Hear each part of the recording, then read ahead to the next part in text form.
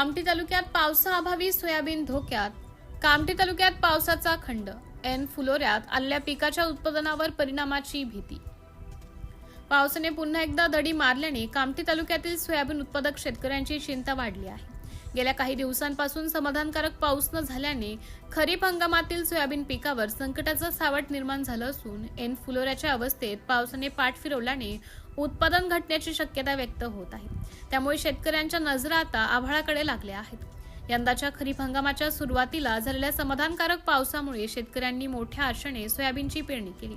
वेळोवेळी झालेल्या पावसामुळे पिकाची वाढही चांगली झाली. मात्र सध्या सोयाबीन पीक फुलोऱ्याच्या महत्त्वपूर्ण अवस्थेत असताना पावसाने खंड घेतल्याने शेतकऱ्यांची चिंता वाढली आहे. या अवस्थेत पिकाला पुरेसा ओलावा मिळणे अत्यंत गरजेचे आहे.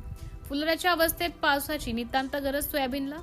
फुलोरा येणाऱ्या काळात पाऊस झाला तर पिकाला मोठा आधार मिळू शकतो. मात्र पावसाचा खंड आणखी वाढल्यास फुलगळ होण्याची शक्यता असून त्याचा थेट परिणाम शेंगांच्या संख्येवर आणि परिणामी उत्पादनावर येऊ शकतो. आगामी काही दिवसात समाधानकारक पाऊस झाला तर सध्याच्या संकटातून पिकांना काही प्रमाणात सावरण्याची संधी मिळेल अशी आशा शेतकरी व्यक्त करीत आहेत.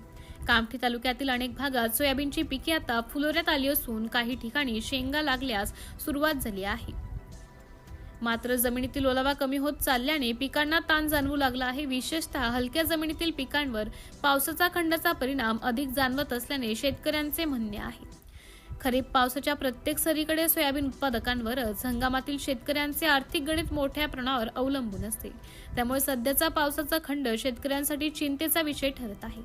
पाऊस लांबल्यास उत्पादनात घट होऊन आर्थिक फटका बसण्याची भीती आहे. परिणामी आकाशात ढग दाटून येताच शेतकऱ्यांच्या आशा पल्लवित होत असून पावसाच्या प्रत्येक सरीकडे त्यांचे डोळे लागले आहेत. सिटी इंडिया न्यूजसाठी तालुका प्रतिनिधी दिलीप मेश्राम, कामठी.